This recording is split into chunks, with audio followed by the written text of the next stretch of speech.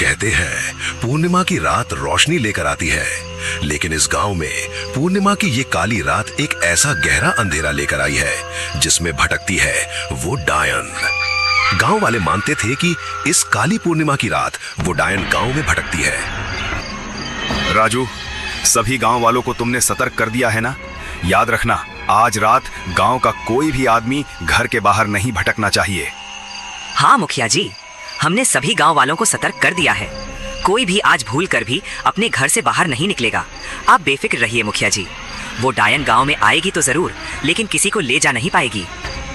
अरे राजू, शायद तुम्हें पता नहीं है, वो डायन लोगों को रात के अंधेरे में अपने छलावे में फंसाती है, और जब तक तुम्हें उसके छलावे का पता चलता है तब तक बहुत देर हो चुकी होती है। इसीलिए गांव वालों को सतर्क करना बहुत जरूरी है। ठीक है मुखिया जी, हम गांव वालों को अच्छी तरह से सतर्क कर देंगे कि कोई भी रात में बिल्कुल भी बाहर ना निकले। और सुनो, ये सब रात के 9 बजे से पहले होना चाहिए, क्योंकि 9 बजे के बाद उस डायन की आहट गांव में आने लगती है और गांव में सभी घरों के आगे दीपक जले रहने चाहिए। आप चिंता मत कीजिए मुखिया जी, वो डायन हमारे गांव में ना आए, इसीलिए आज पुजारी जी ने गांव के चारों तरफ एक रेखा खींची है, जिससे वो डायन गांव में नहीं घुस पाएगी। अरे मोहन, वो डायन ऐसे ही किसी गांव का पीछा नहीं छोड़ती है। कहते हैं डायन की आंखों में अगर कोई गांव आ जाए तो वो आसानी से उसका पीछा नहीं छोड़ती है, और मुझे पूरा विश्वास है वो डायन आज गांव में जरूर आएगी। मुखिया के इतना समझाने के बाद राजू और मोहन निकल जाते हैं गांव की ओर। रात की खामोशी और गहरी हो गई थी। मुखिया के चेहरे पर साफ साफ डर झलक रहा था। उसकी बेचैनी ये बता रही थी कि वो डायन गांव में जरूर आएगी।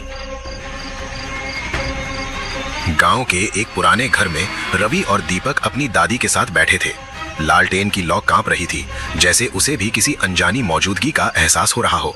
रवि, सभी तरफ के दरवाजे अच्छे से बंद करना। आज की रात हवा भी ठीक नहीं लग रही है। तभी रवि की दादी माँ बोलती है, मैंने अपनी आँखों से देखा है, पूनम की रात जो बाहर मिला वो कभी वापस नहीं आया। दादी, वो कौन ले जाता है? डायन। पूनम की काली रात में वो गांव में घूमती है। उसकी आवाज में माँ जैसी मिठास होती है और चेहरा बिल्कुल आम औरत जैसा ही होता है। पर दादी, लोग पहचानते कैसे नहीं? क्योंकि वो सामने से इंसान ही दिखती है, बल्कि वो इंसानों की तरह ही बात करती है। वो लोगों को अपने चलावे में फंसाती है और फिर वो तुम्हें अपने साथ उस गहरे अंधेरे में ले जाती है, जहाँ से लौटना हर किसी की बस की बात नहीं है। क्या दादी, ये डायन वायन सब कहानी है। आज के जमाने में ये सब कौन मानता है? और वैसे भी ये सब अंधविश्वासी तो है। गांव के लोग ही इन चीजों पर विश्वास करते हैं, हमारे जैसे पढ़े लिखे नहीं। बेटा, हर कहानी छोटी नहीं होती है। कुछ कहानियाँ आंखों देखी होती हैं, और मैंने अपनी आंखों से गांव के लोगों को गायब होते देखा था। जिसने भी पूर्णिमा की इस काली रात में घर के बाहर कदम रखा, वो गांव वालों को दोबारा नहीं दिखा। अरे दादी, ये भी तो हो सकता है कि वो किसी दूसरी वजह से गांव छोड़ के चले गए हों। जरूरी थोड़ी ना है कि उनको उस डायन ने ही मारा हो। ठीक है बेटा, लेकिन याद रखना, भूल कर भी आज रात अपने कमरे का दरवाजा मत खोलना। चाहे कोई भी तुम्हें मदद के लिए बुलाए, बिल्कुल भी मत जाना। मैं फिर से बोल रही हूँ, कोई भी मदद के लिए बुलाए तो बिल्कुल भी मत जाना। क्या दादी, आप भी हर जगह अपनी कहानियां लेके बैठ जाते हो। मैं जा रहा हूँ अब सोने के लिए। रवि को इन बातों पर विश्वास नहीं था, लेकिन आज रात रवि के साथ कुछ ऐसा होने वाला था जो वो कभी भूल नहीं पाएगा। गांव के पुजारी की चेतावनी के बाद सभी गांव वाले अपने अपने घरों के आगे दीपक जला रहे थे। तभी सुरजीत बोला, काका, आज हवा कुछ ज्यादा ही भारी लग रही है, जैसे गांव सांस रोके बैठा हो। काका ने एक लंबी सांस लेके बोला, जब हवा बिना वजह चलने लगे ना बेटा, समझ लेना कुछ आ रहा होता है। पर काका, लोग कह रहे हैं कि आज रात उस डायन का साया फिर से दिखेगा। लोग नहीं कहते हैं, जिन्होंने उसे देखा है वही कहते हैं, और जहां तक मुझे लगता है वो डायन जरूर आएगी। काका, सच बताओ, पिछली बार जो आदमी उस रात अपने घर से बाहर निकला था, वो फिर लौटा क्यों नहीं? क्योंकि उस रात वो आदमी उस डायन के छलावे में फंस गया था बेटा, और जब तक उसे पता चला कि ये छलावा है तब तक बहुत देर हो चुकी थी। इसीलिए उसके बाद उस आदमी को गांव में कभी नहीं देखा गया। मतलब काका, तो ये बात सच है कि वो डायन पहले सिर्फ आवाज बनकर आती है? शंकर काका ने थोड़ी देर रुककर डरती हुई आवाज में बोला, हाँ, पहले आवाज, फिर पैरों की आहट, और जब सिर्फ सांसें सुनाई दे तब समझ लेना वो बिल्कुल पास है। शंकर काका की ये बात सुन सुरजीत और सुरेश के चेहरे पर अब एक डर छा गया था। तभी हम देखते हैं कि गांव के पुजारी उस रास्ते से गुजर रहे थे। सुरजीत, सुरेश और शंकर, ध्यान से सुनो, क्योंकि आज रात ये बात सिर्फ बात नहीं है, आखिरी चेतावनी है। और सुनो, रात 9 बजे के बाद एक भी दरवाजा नहीं खुलेगा। चाहे अंधेरा चीखे, चाहे हवा तुम्हारा नाम पुकारे, अगर तुम्हारी माँ भी दरवाजे के बाहर खड़ी हो तुम मत खोलना। अगर तुम्हारी पत्नी रोती हुई बुलाए तुम मत जाना। लेकिन क्यों पुजारी जी? अगर हमारी माँ और पत्नी हमें मदद के लिए पुकारें और हम ना जाएं? क्योंकि जो आवाज तुम सुनोगे वो उनकी नहीं होगी, वो उसकी होगी। इतना बोल के गांव का पुजारी वहां से चला जाता है। रात के तकरीबन 9 बजने पर आ गए थे, लेकिन शमा काकी का ढाबा अभी तक खुला था। अरे ओए बबलू, तने के मरने का शौक है के? रात के 9 बजने को आ गए हैं। चल अपने घर के लिए रवाना हो जल्दी।